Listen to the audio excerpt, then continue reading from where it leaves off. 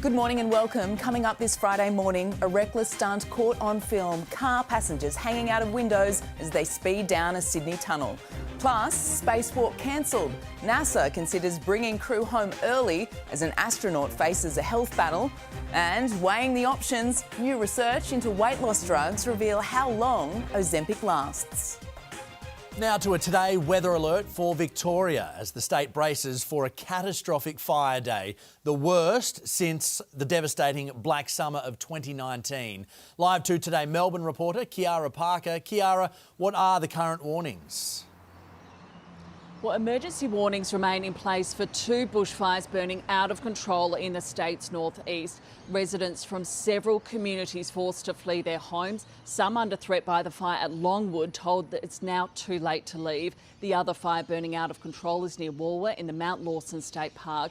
Authorities don't expect to contain either of those blazes today in these conditions. A catastrophic fire danger rating has been declared for the Wimmera, Southwest, Northern Country and North Central districts. It's the first time several districts have been under this catastrophic classification since 2019. It means lives and homes could be under threat. The whole state is under a total fire ban, and thousands of campers have been urged to evacuate from popular holiday destinations because authorities say it's not safe to be in bushland areas. They say in these conditions with heavy fuel loads and strong winds today, any fires that flare up will not be controllable.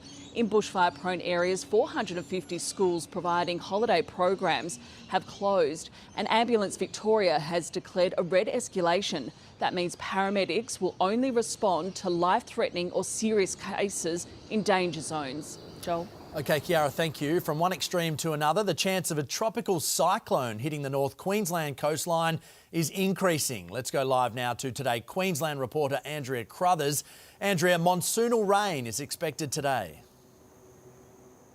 Yeah, and that could also bring life-threatening flash flooding, Joel. But that likelihood of a tropical low developing into a tropical cyclone, that has increased to a chance of 45%.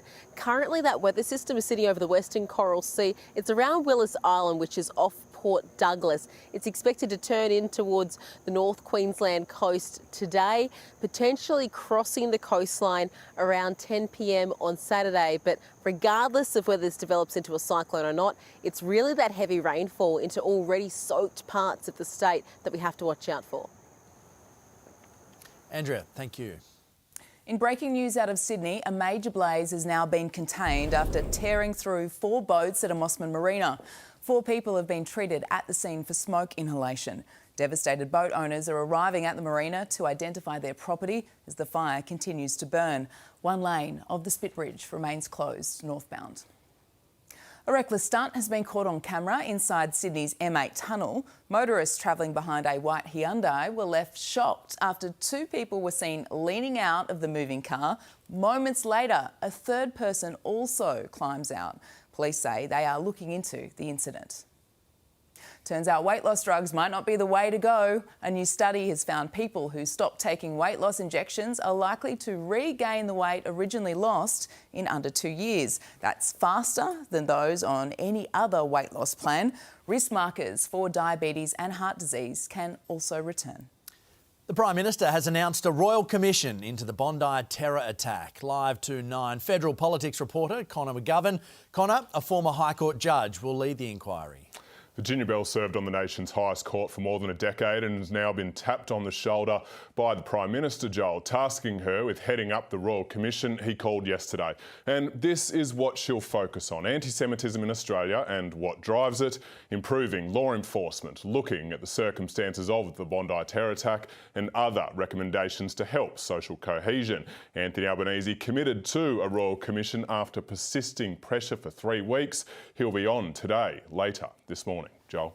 He will. Thank you, Connor. A massive manhunt enters its 3rd day in Western Australia's Midwest for an armed man following a shooting at a rural property in Mullewa. Police say 58-year-old Kenneth John Giles fled the scene in a white Nissan Patrol after a woman known to him was shot in the arm. The Tactical Response Group and Air Wing are scouring dense bushland filled with disused mines and shacks.